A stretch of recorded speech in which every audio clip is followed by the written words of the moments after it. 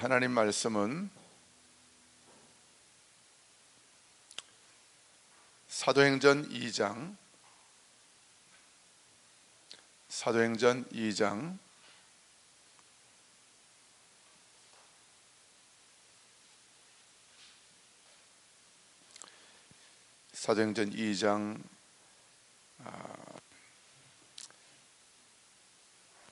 43절부터 47절까지의 말씀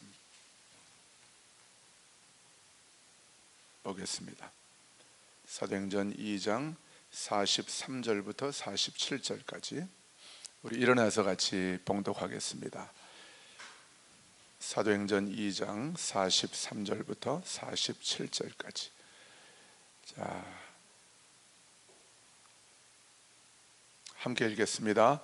사람마다 두려워하는데 사도들로 말미암아 기사와 표적이 많이 나타나니 믿는 사람이 다 함께 있어 모든 물건을 서로 통용하고 또 재산과 소유를 팔아 각 사람의 필요를 따라 나눠주며 날마다 마음을 같이하여 성전에 모이기를 힘쓰고 집에서 떡을 떼며 기쁨과 순전한 마음으로 음식을 먹고 하나님을 찬미하며 또 온 백성에게 칭송을 받으니 주께서 구원받는 사람을 날마다 더하게 하시니라. 아멘. 우리 마지막 절 47절 한 번 더 읽겠습니다. 시작.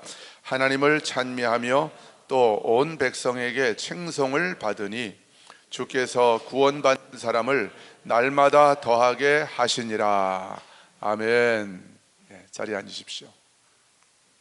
할렐루야. 우리 믿음으로 선포합시다. 나는 믿음으로 생각하고 믿음으로 말하고 믿음으로 행하는 자입니다. 한 번만 더 시작. 나는 믿음으로 생각하고 믿음으로 말하고 믿음으로 행하는 자입니다. 할렐루야. 여러분, 그게 우리의 정체성입니다. 우리는 어디를 가든지 믿음으로 생각하고 믿음으로 말하고 믿음으로 행함으로 하나님의 말씀을 이루는 자들이고 하나님의 뜻을 이루는 자들이고 우리가 가는 곳마다 하나님의 나라가 세워지는 그런 하나님 나라를 세워가는 주역들이 바로 저와 여러분인 줄로 믿습니다. 오늘 설교 말씀의 주제는 모이는 교회, 흩어지는 교회입니다. 모이는 교회와 흩어지는 교회. 같이 해보십시다. 모이는 교회, 흩어지는 교회. 자, 우리가 전통적으로 우리에게 익숙하게 우리가 생각하고 있는, 알고 있는 그런 교회의 모습은 모이는 교회입니까? 흩어지는 교회입니까? 모이는 교회죠. 그래서 목사님들이 교회를 개척할 때는 제일 먼저 뭘 해요? 교회 건물부터 정하죠. 건물을 좀 재정에 여력이 있는 분들은 매입을 하고 안 되는 분들은 또 세를 얻어서 그렇게 건물부터 정합니다. 그럼 건물을 정해놓고 아니면 건물을 지어놓고 거기에 이제 성도들이 모여서 예배드리고 흩어지는 거예요. 일주일에 한 번 혹은 뭐 새벽 기도하고 수요 기도회, 수요 예배 또 금요 기도회 이렇게 모이고 그 나머지는 또 세상으로 가고 하는 것이죠. 그 교회는 우리는 전통적으로 모이는 것만이 교회라고 생각하는데 성경적인 교회의 본질은 교회의 가장 정확한 개념은 모이고 흩어지는 것입니다. 모여서 세상으로 흩어져서 이 세상을 예수의 생명 복음의 능력으로 살리고 치유하고 회복시켜서 이 세상을 하나님의 나라 되게 하는 것이 바로 교회의 사명이며 본질인 줄로 믿습니다. 근데 많은 교회들이 어디에 집중을 합니까? 모이는 교회에 집중합니다. 사실은 제 목회도 제가 오늘 말씀을 준비하면서 이렇게 돌아봤어요. 돌아봤더니 제가 모이는 교회에 집중하고 있었던 목사였더라고요. 회개를 많이 했습니다. 반쪽짜리 교회, 반쪽짜리 목회를 해왔던 것이죠. 교인들을 그저 성전으로 교회로 끌어 모아서 불러들여서 예배만 드리고 또 여기서 기도하게 하고 말씀만 듣고 나면 제 임무와 역할은 다 했다고 그렇게 생각을 했다는 거예요. 근데 주님께서 깨닫게 해주셨어요. 그게 네 사명의 다가 아니다. 그게 초대교회를 내가 세운 이유와 목적을 다 완수하는 것이 아니다 하는 것을 깨닫게 해주셨어요. 여러분, 이 코로나 상황을 통해서 많은 교회들이 지금 어려움을 겪고 있죠. 고난 가운데 있습니다. 그걸 어떤 분들은 어떤 정부로부터, 이 세상으로부터 교회가 핍박을 받고 있다 그렇게 생각하는 분들도 있지만 꼭 그렇게만 볼 것은 아닌 것 같아요.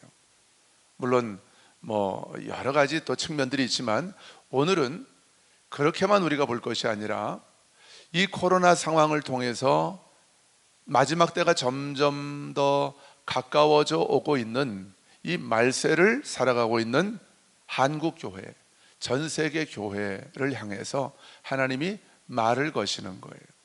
교회의 본질에 대해서 우리로 하여금 다시 한번 생각하게 하시는 거예요.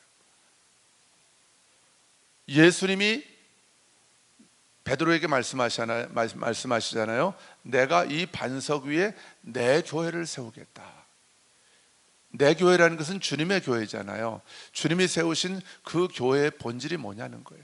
그저 모여서 예배만 드리고 그냥 뿔뿔이 흩어지면 그만이냐는 거죠. 아니죠. 우리는 모일 때도 교회이지만 우린 흩어질 때도 교회인 것입니다.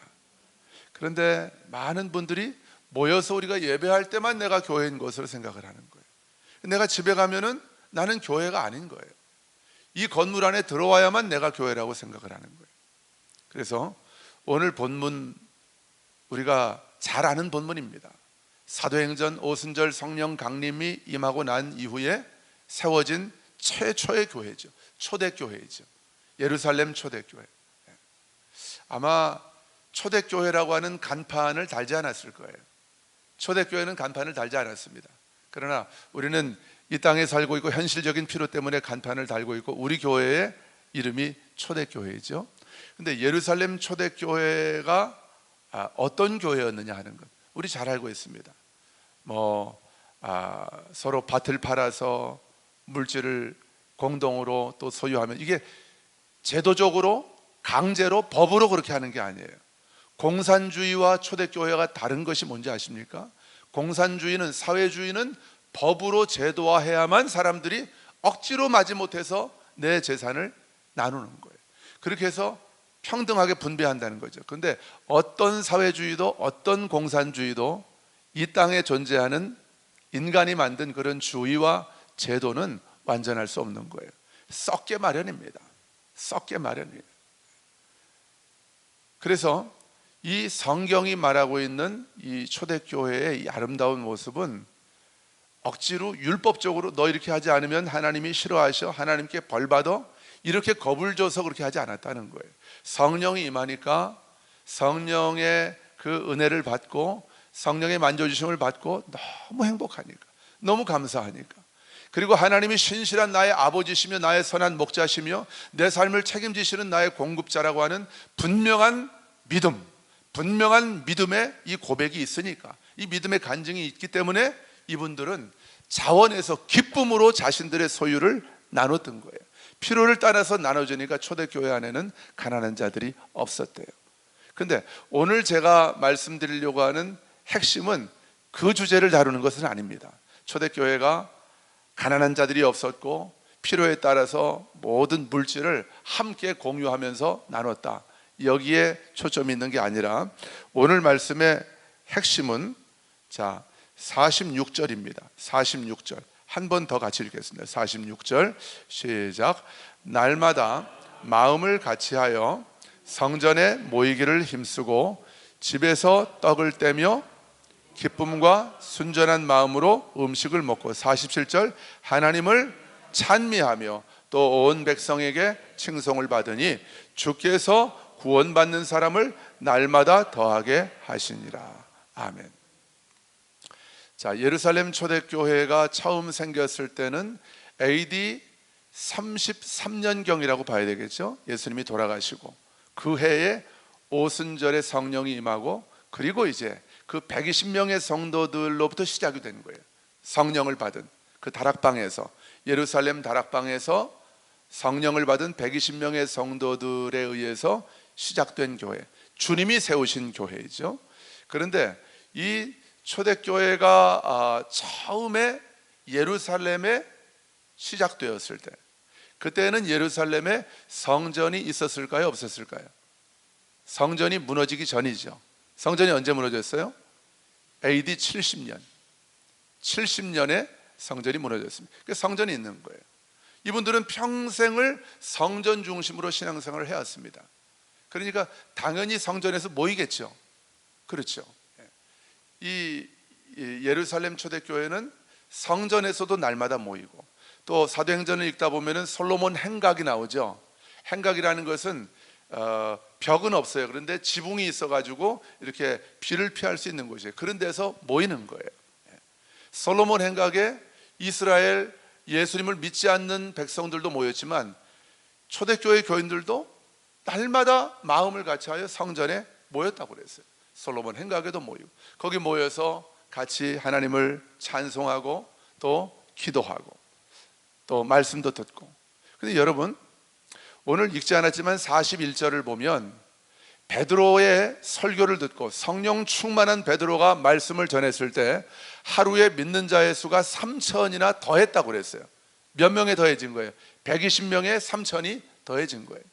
그러니까 3,120명의 성도로 하루 만에 부흥이 된 거예요. 여러분, 3,120명이 어디에 모이겠습니까? 어느 건물에 들어가겠습니까?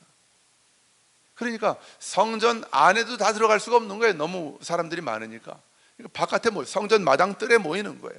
모여서, 그러니까 초대교회에는 건물이 중요하지 않았던 거예요. 건물이 이슈가 아니었습니다. 건물이 그들의 관심이 아니었던 거예요. 하나님이 우리 광주 초대교회에도 건물에 관심을 갖게 해주시지 않은 것을 얼마나 저는 감사하는지 몰라요.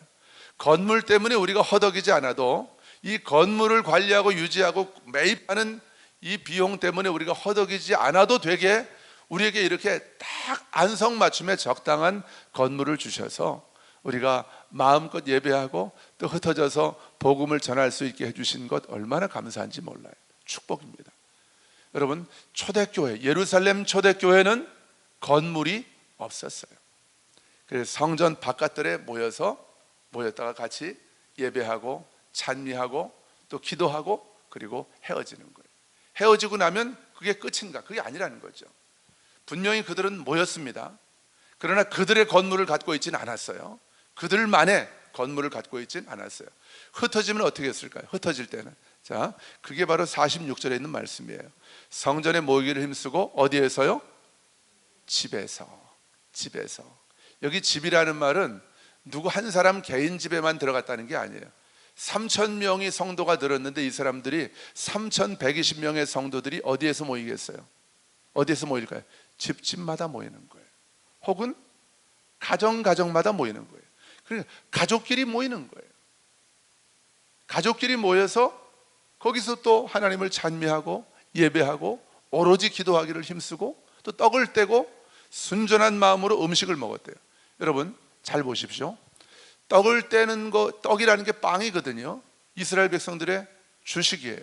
그렇지만 예수님이 최후의 만찬 때도 빵을 떼어서 제자들에게 주시면서 이것은 내 몸이라고 말씀하셨죠. 근데 음식을 먹었다고 할 때도 사실은 음식 안에도 빵이 들어가는 거거든요. 근데 그것과 떡을 떼는 것, 빵을 뗀 것, 떡을 뗀 것과 음식을 먹은 것을 구분하고 있어요. 뭘 얘기할까요? 떡을 뗐다는 것은 애찬을 말하는 거예요.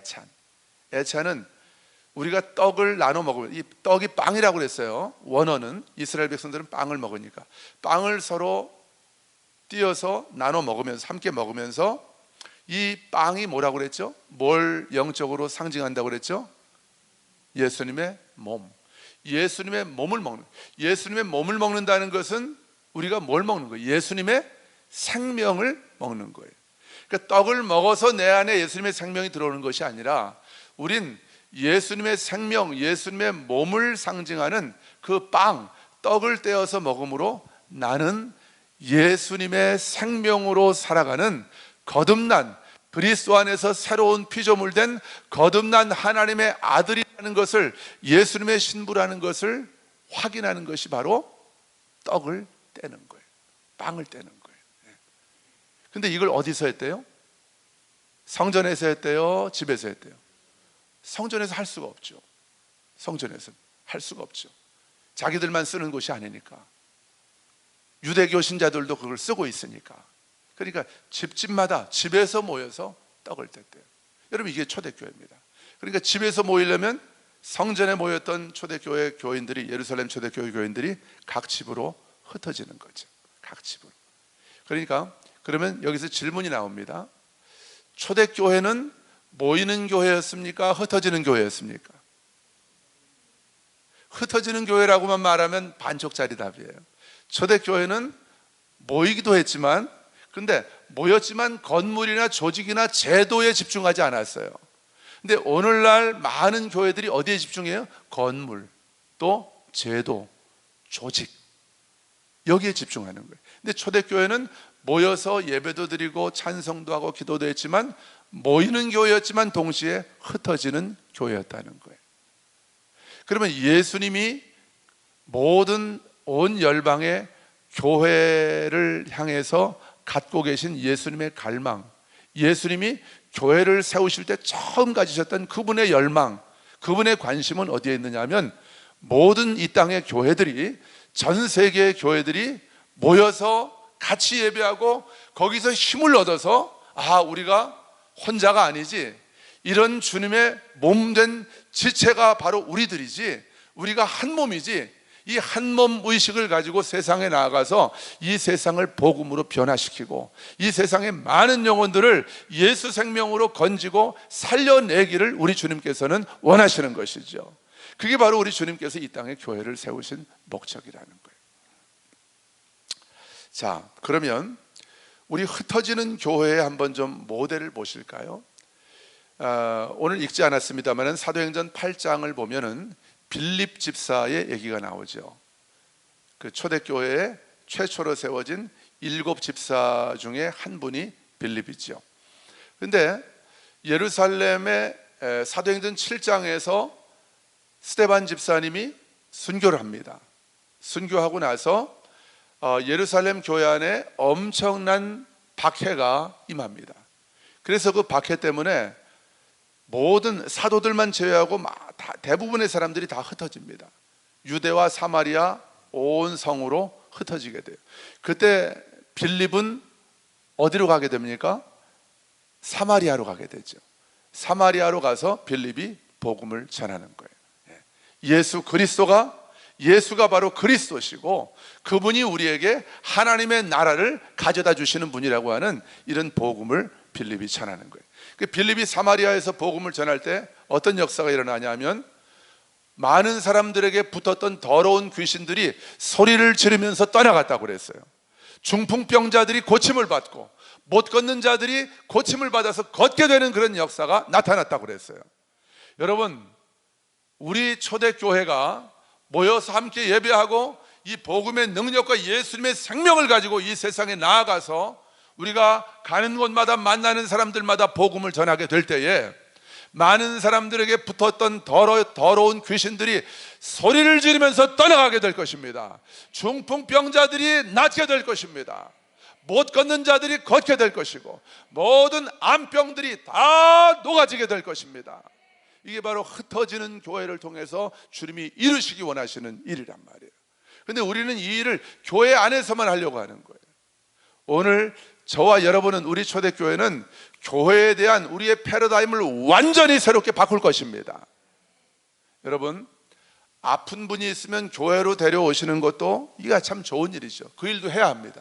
그러나 아픈 사람이 있을 때, 여러분 이웃 중에 아픈 사람이 있으면 여러분들이 그분들을 찾아가서 기도하셔야 됩니다. 손을 얹고 기도하셔야 됩니다. 빌립처럼. 우리 권사님들 도전 받으십시오. 빌립은 권사도 아니었어요. 그 당시에 권사라는 제도도 없지만 권사님도 아니고 장로님도 아니에요. 안수를 받은 사역자, 목사님도 전도사님도 아닙니다. 빌립은 그냥 집사님이에요.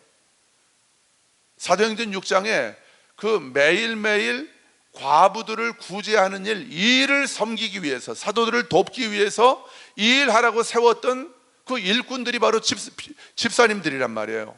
근데 빌립 집사님이 사마리아에 가서 복음을 전하고 복음을 전하는데, 여러분, 복음을 전하는 현장엔 반드시 복음의 능력이 나타나는 것입니다. 하나님의 손이 함께 하는 거예요. 그러면 귀신이 떠나가고 각색 병자들이 고침을 받는 그런 역사들이 나타나는 거예요. 여러분, 저와 여러분이 복음을 전하는 그 현장에, 그곳에 하나님의 능력이 함께합니다. 원수 마귀가 떠나갑니다. 모든 흑암의 권세에 결박당해 있던, 묶여있던 영혼들이 자유케 되는 그런 역사가 일어나게 될 줄로 믿습니다. 자, 빌립이 사마리아 성에서 열심히 복음을 전하죠. 자, 보십시오. 빌립이 사마리아 성에 가서 복음을 전한 것, 이게 바로 흩어지는 교회. 물론 이건 어쩔 수 없어서 가게 된 상황도 있죠. 그런 사정도 있죠. 박해 때문에. 그렇지만 자, 보십시오. 이 박해가 임하기 전까지는 예루살렘 교회가 잘 흩어지지 않았다는 거예요. 교회는 모이는 교회일 뿐만 아니라 흩어지는 교회이어야 하는데 흩어지려고 하지 않았다는 거예요. 그러니까 하나님이 흩으시는 거예요. 그래서 그 하나님의 흩으심을 통해서 흩어진 빌립이 예루살렘 교회를 대표해서 사마리아로 가는 거예요. 주님의 몸을 대표해서, 주님이 세우신 거룩한 주님의 몸된 교회를 대표해서 빌립이 사마리아로 가는 거예요. 이게 내가 교회로 가는 것이죠. 교회로. 한 사람이 교회가 될 수 있느냐 없느냐, 뭐 이 논쟁이 중요한 게 아닙니다. 내가 주님의 몸을 대표해서 나가는 거죠. 그러니까 빌립이 가니까 그 사마리아에 주님의 몸된 교회가 세워지게 되는 거예요. 빌립이 교회로 나아가니까.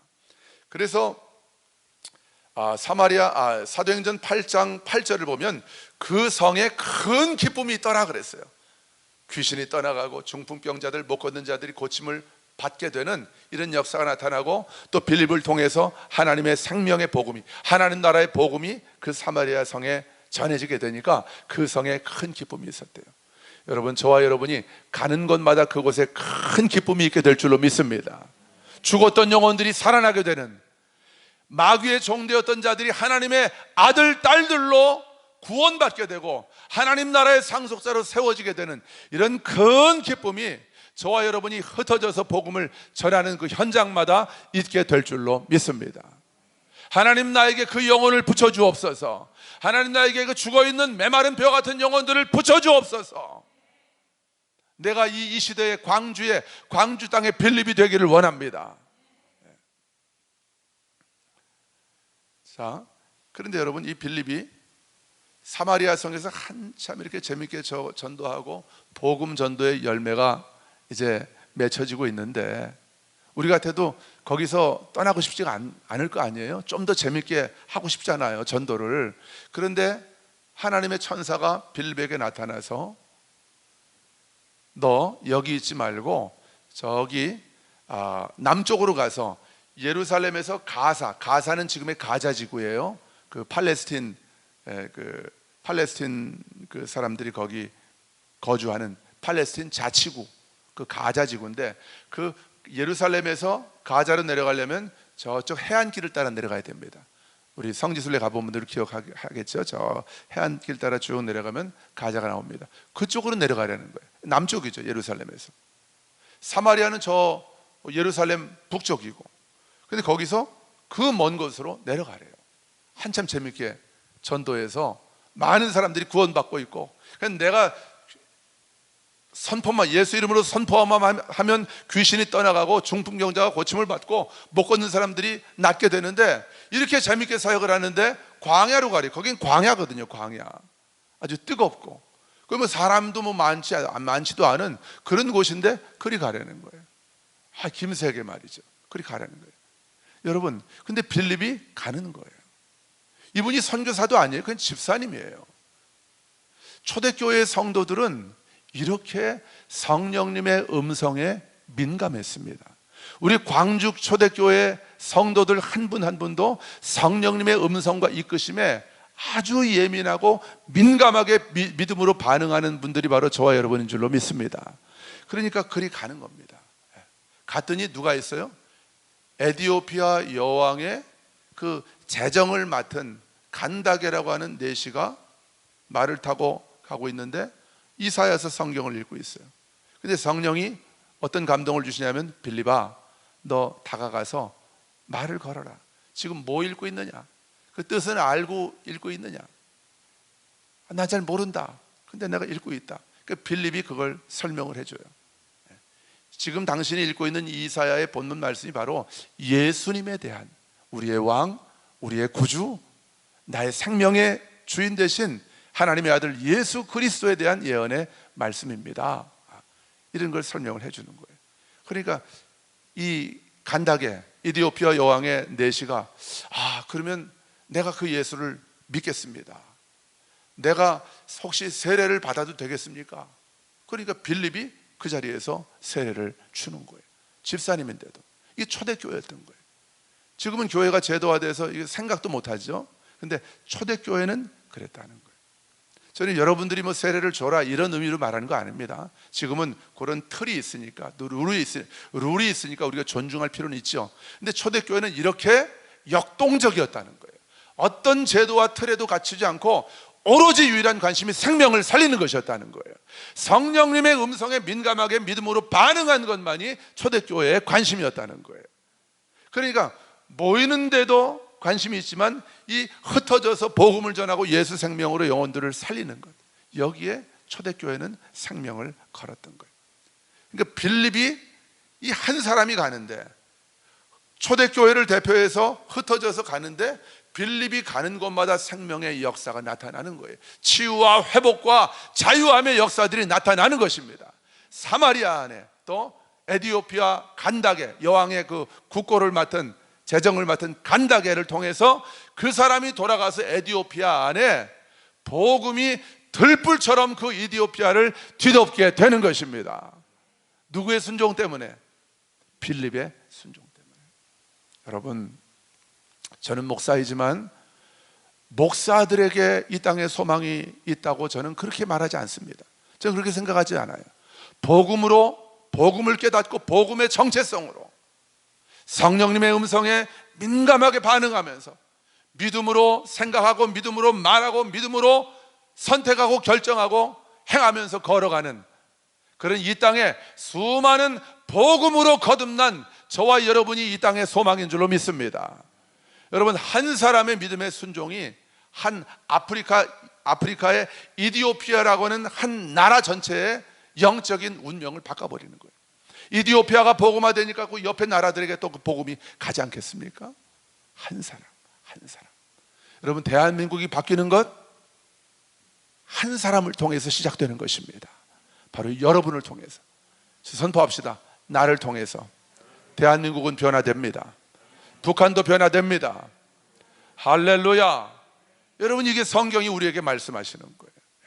이게 하나님께서 이 땅에 교회를 세우신 이유인 것입니다. 교회는 사람인 거예요. 교회는 이 세상 나라에서 세상 나라 밖으로 하나님이 뽑아내시고 불러내신 거듭난 그리스도인들, 오직 예수의 생명, 오직 복음의 정체성으로 살아가는 자들이 바로 교회인 거예요. 그리스도 안에서 새로운 피조물된 저와 여러분이 교회인 것입니다. 여러분, 이 자리가 교회가 아닌 거예요. 여긴 예배드리는 처소인 것입니다. 아멘. 기억하셔야 합니다. 이 자리가 거룩한 자리가 아니에요. 이 자리에서 예배드리고 있는 저와 여러분이 거룩하기 때문에 이곳이 거룩한 것입니다. 아멘. 우리 다 빠져나가면 이 자리는 또 뭐 나중에 노래방이 될 수도 있습니다. 나중에 다른 시설이 될 수도 있습니다. 이 공간이 거룩한 게 아니에요. 내가 거룩한 거예요. 하나님이 거룩하시고 그 하나님의 아들 된 우리가 거룩한 거예요. 그래서 예루살렘 초대교회는 바로 그런 교회였습니다. 자, 빌립이 에디오피아 내시 간다게에게 복음을 전하고 헤어집니다. 헤어지고 났는데 하나님이 성령을 통해서 빌립을 아소도라고 나오죠. 저 8장 마지막 아소도는 아스돗입니다. 아스돗의 헬라식 이름이 그리스식 이름이 아소도예요. 이 아소도 쪽으로 빌립을 인도를 해 가십니다. 그래서 8장 40절을 보니까 빌립이 아소도에 나타나, 아소도가 아스도시라고 그랬죠. 아소도에 나타나 여러 성을 지나다니면서 복음을 전하고 가이사라까지 갔대요. 가이사라는 왜 갔을까요? 빌립이 가이사라 아름다운 항구 도시거든요. 빌립이 거기 뭐 이렇게 좀 쉬러 놀러 갔을까요? 뭐 하러 갔을까요? 복음 전하러 간 거죠.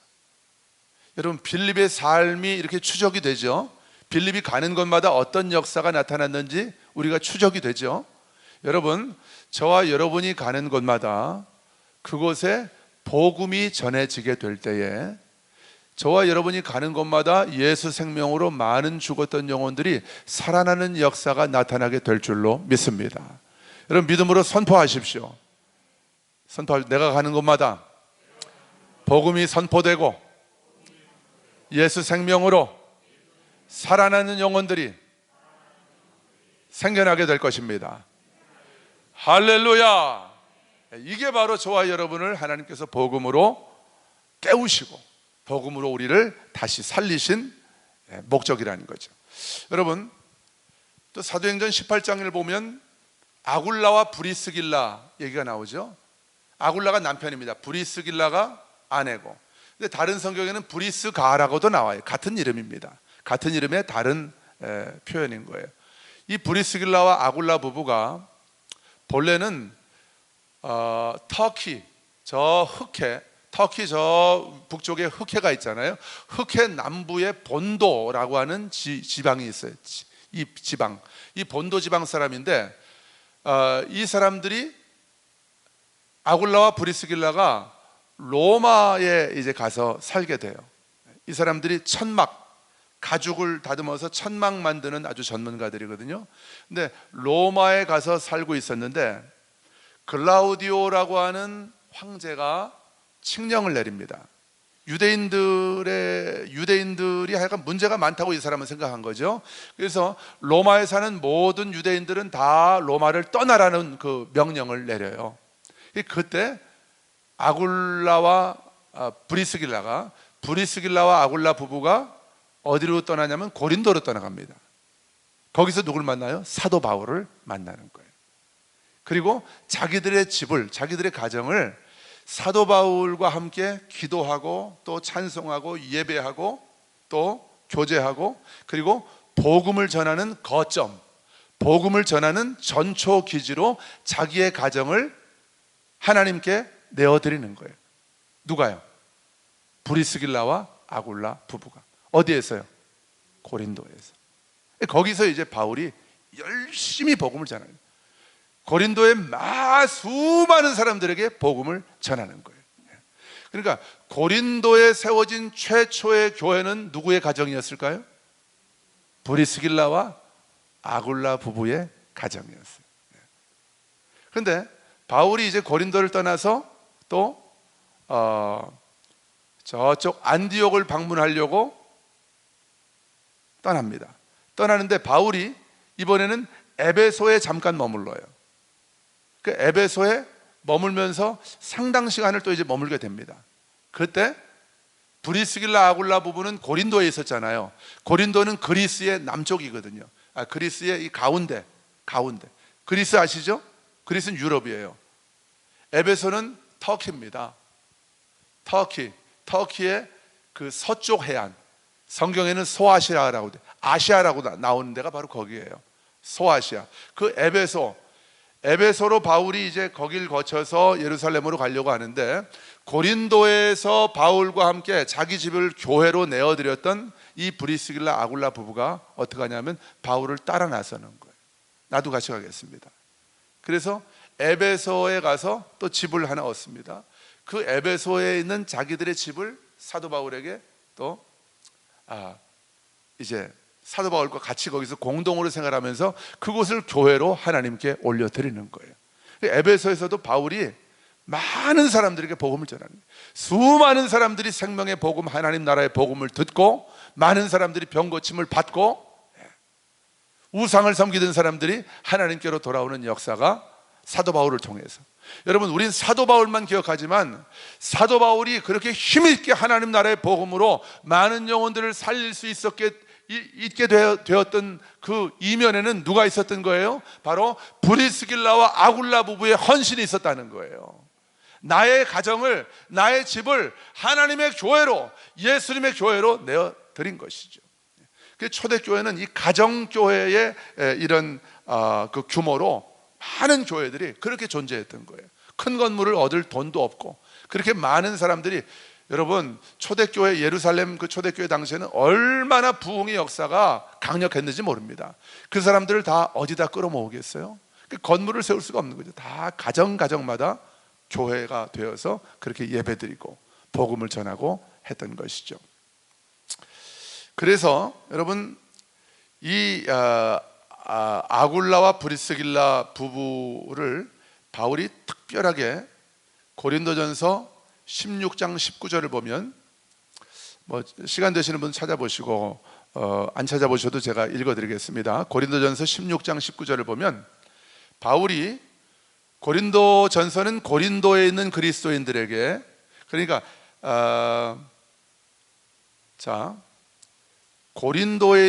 고린도에서 아굴라와 브리스길라가 자기의 집을 교회로 하나님께 내어드렸기 때문에 거기에서 예배드리고 기도하고 또 거기를 거점으로 복음을 전했기 때문에 고린도 교회가 세워졌거든요. 근데 고린도 교회에다가 바울이 편지를 쓰는 거예요. 그게 고린도 전서입니다. 근데 고린도 전서의 마지막 장이거든요. 이 마지막 장에 바울이 이제 자기를 도와서, 특별하게 자기를 도와서 하나님 나라 복음이 전해질 수 있도록 열심히 섬겼던 그런 사람들의 이름을 열거하면서 이제 소개를 하는데, 고린도전서 16장 19절을 보니까 이런 말씀이 나와요. 아시아의 교회들이 너희에게 문안하고, 아시아는 터키를 말하는 거예요. 에베소, 또 빌립보, 이런 교회들이 있는 그 지역을 말합니다. 아시아의 교회들이 고린도 교인들 너희들에게 문안하고, 또 아굴라와 브리스길라죠. 또 그 집에 있는 교회가 주 안에서 너희에게 간절히 문안한대요. 자, 대부분 이 신학자들은 고린도전서가 바울이 에베소에서 썼다고 그렇게 거의 일치된 그 결론을 내립니다. 고린도전서를 어디서 썼다고요? 에베소에서. 이 에베소에서 브리스길라와 아굴라 부부가 자신의 집을 교회로 하나님께 내어드린 거예요. 근데 지금 바울이 고린도전서를 쓰고 있는 곳이 에베소란 말이에요. 어디서 썼을까요? 아마도 브리스길라 아굴라 부부의 그 집에서 쓰지 않았을까 싶어요. 지금 에베소의 처음 교회가, 그러니까 브리스길라와 아굴라 부부의 집이었던 것이죠. 그러니까 바울이 고린도 교회 그리스도인들에게 안부를 전하는 거예요. 브리스길라와 아굴라 부부가, 또 그의 집에 있는 교회가, 에베소의 그 처음 교회가 당신들에게 안부를 전합니다, 이 얘기를 하는 거예요. 그의 집에 있는 교회, 특별히 바울이 아굴라와 브리스길라의 집에 있는 교회를 언급하고 있어요. 이 가정교회를 언급하고 있어요. 그리고 또 로마서 16장 3절을 보면은요, 로마에 있는 그리스도인들에게 로마는 사도 바울이 한 번도 직접 방문을 했던 적이 없습니다, 이전에는. 그러니까 사도 바울 때문에 세워진 교회라기보다는 이 로마에 있는 그리스도인들이 언제 복음을 영접했을까? 신학자들의 일치된 견해는 그렇습니다. 아까 글라우디오라고 하는 황제가 로마에 있는 유대인들을 다 흩었다고 그랬잖아요. 다 추방시켰다고 그랬잖아요. 그때 이 사람들이 거기서 로마에서 흩어졌을 때 많은 사람들이 사도 바울을 만났을 거예요. 거기서 복음을 들은 사람도 있을 것이고, 그 전에 복음을 다른 경로로 들었다가 사도 바울을 통해서 더 확실하게 복음을 깨달은 사람들이 이제 로마의 그리스도인들이죠. 근데 이 사람들이 AD 49년에 로마에서 추방이 되는데, 글라우디오 황제에 의해서, 글라우디오 황제가 AD 54년경에 죽습니다. 죽어요. 죽으니까 로마에 살다가 흩어졌던 많은 유대인들이 다시 로마로 돌아옵니다. 이해가 되시죠? 여기까지? 그래서 그들에 의해서 교회가 이제 딱 세워지는 거예요. 로마에. 그게 로마에 있는 교회인 거예요. 로마서는 그들에게 사도 바울이 쓴 것이죠.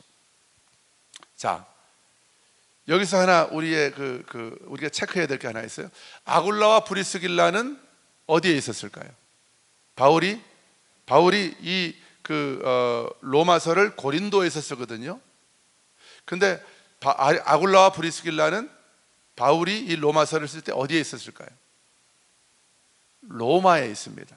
로마로 다시 돌아가는 거예요. 이제 로마에 돌아가서 또 자기의 집을, 이 아굴라와 브리스길라는 고린도에서도 자기의 집을 사도 바울에게 이렇게 위탁합니다. 하나님의 교회로. 그리고 에베소에서도 하나님의 교회로 자신의 가정을 내어드립니다. 근데 로마로 돌아가는 거예요. 글라우디오 황제가 죽었기 때문에 추방됐던 유대인들이 다시 로마로 돌아온 거죠. 돌아와서 아굴라 브리스길라 부부도 같이 돌아가는 거예요. 그래서 로마에서 처음 교회가 시작할 수 있도록 자기 집을 또 하나님의 교회로 내어드리는 거예요. 그래서 지금 사도 바울이 아굴라 브리스길라 부부하고 사도 바울이 지금 떨어져 있습니다. 사도 바울은 고린도에 있고요, 아굴라 브리스길라 부부는 어디에 있다고요? 로마에 돌아가 있습니다. 거기에서 교회를 하고 있는 가정교회를. 그래서 사도 바울이 로마서를 쓰면서 16장에서 브리스길라 아굴라 부부 얘기를 하는 거예요. 그들의 집에 있는 교회에도 문안하라. 그들에게도 문안하라.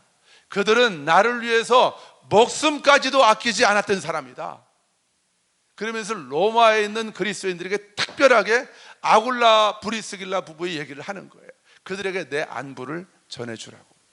제가 여기서 말씀드리려고 하는 핵심은 뭐냐 하면, 브리스길라와 아굴라 부부는 복음을 깨닫고 나서, 이 사람들이 사도 바울을 통해서 깨달았는지 아니면 먼저 예수님에 대해서 듣고 사도 바울을 통해서 더 확실하게 하나님 나라 복음을 깨달았는지는 성경을 통해서 정확하게 알 수는 없어요.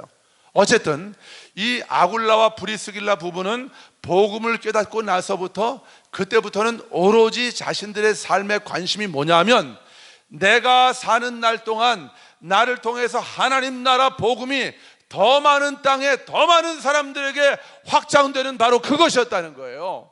예수의 생명으로 한 영혼이라도 더 살리는 것이 바로 이 브리스길라와 아굴라 부부의 유일한 삶의 목적이요 소망이었다는 거예요. 근데 이 사람들을 사도 바울이 만날 수 있도록 하나님이 그렇게 이 두 사람들을 연결시켜 주시는 것이죠. 여러분, 복음의 생명을 걸면 하나님이 귀한 동역자들을 우리에게 붙여주십니다.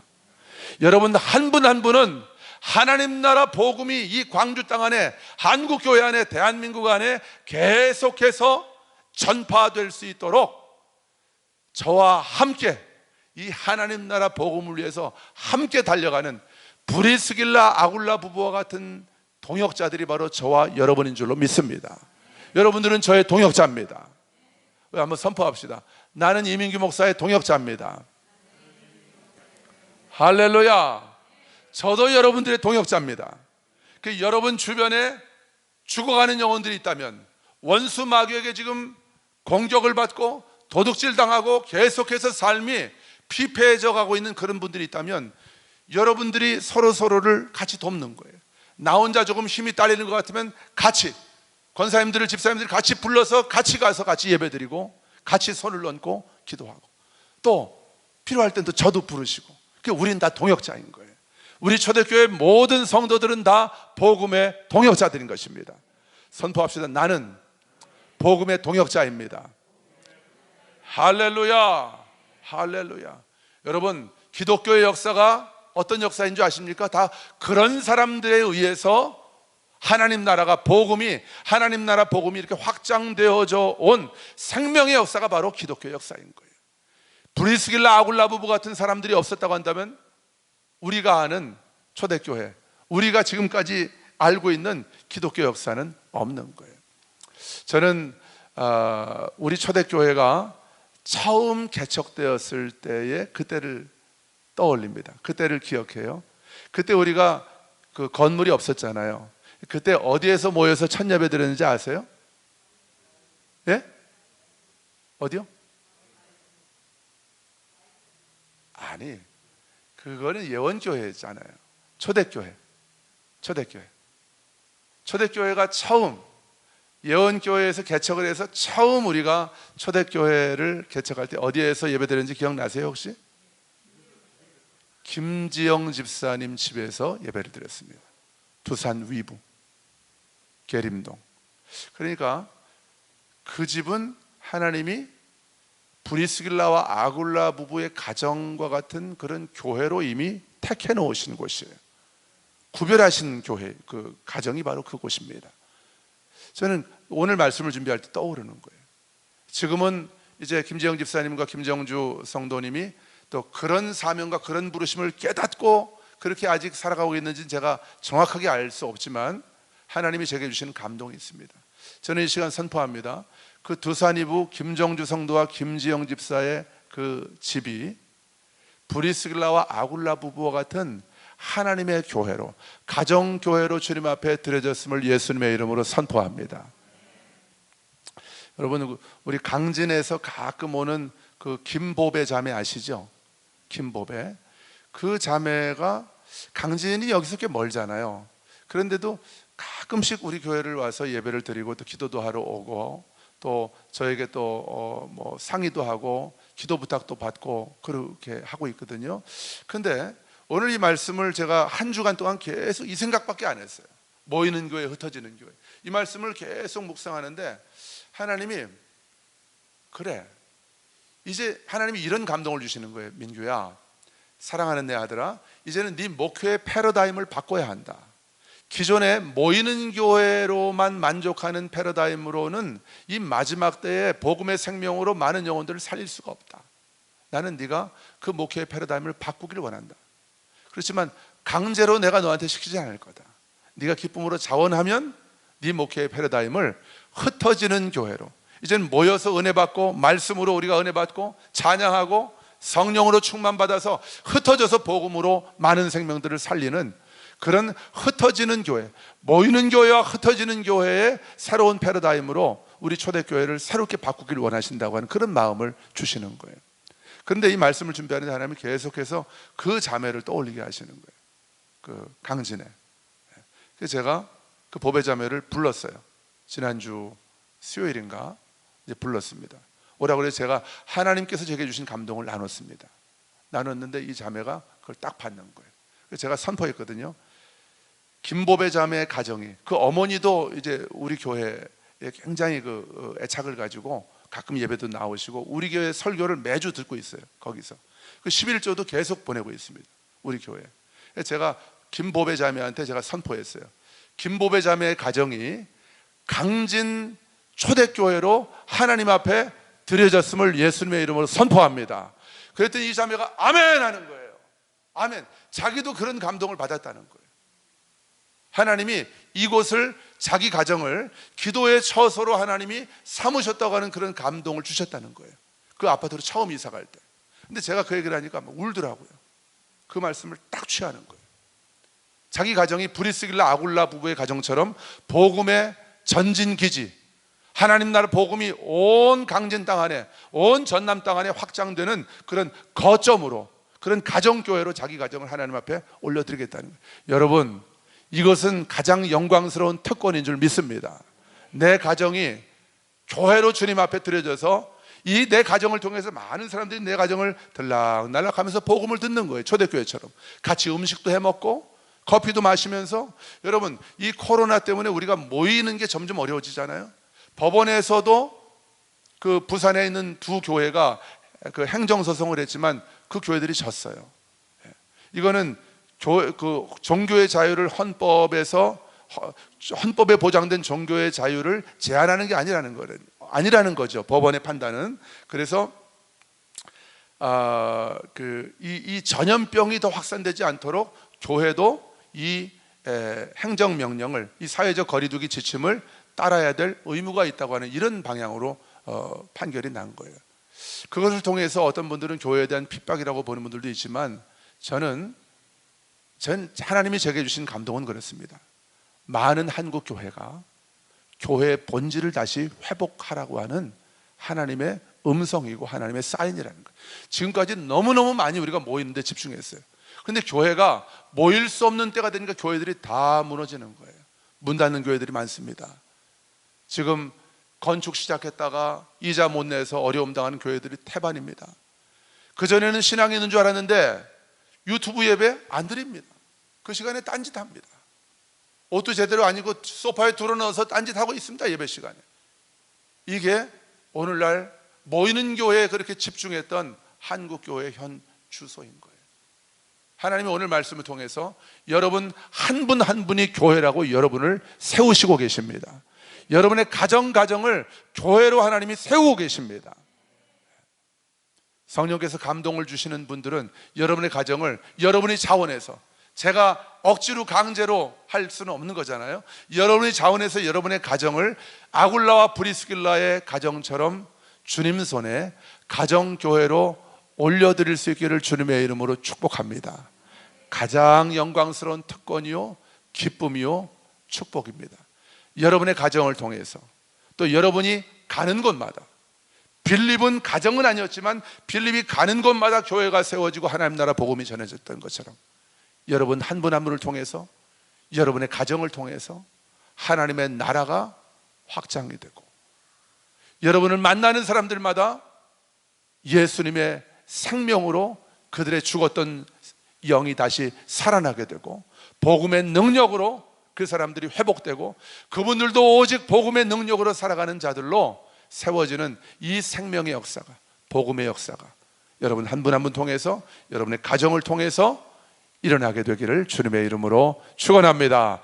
그렇게 하실 주님을 찬양합니다. 우리 영광의 박수 올려드리십시다. 하나님 감사합니다.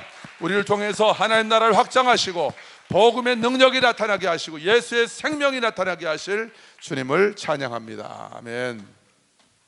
우리 일어나서 찬양하십시다. 박수 치면서 찬양하십시다. 빛의 사자들이여, 빛의 사자들이여 어서가 어둠을 물리치고 주의 진리 모르는 백성에게, 주의 진리 모르는 백성에 복음의 빛 비춰라, 복음의 빛 비춰라. 아멘. 빛의 사자들이여, 빛의 사자들이여 복음의 빛 비춰라. 죄로운 밤 밝게 비춰라. 빛의 사자, 동서남북 어디나 땅끝가 주님만 의지하고 주님만 의지, 눈 어두워 못 보는 백성에 복음의 빛 비춰라, 복음의 빛 비춰라. 할렐루야. 빛의 사자들이여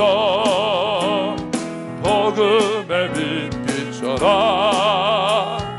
괴로운 밤 밝게 비춰라. 빛의 사자들이여, 빛의 사자들이여 복음의 빛 비춰라. 괴로운 밤 밝게 비춰라. 빛의 사자들이여.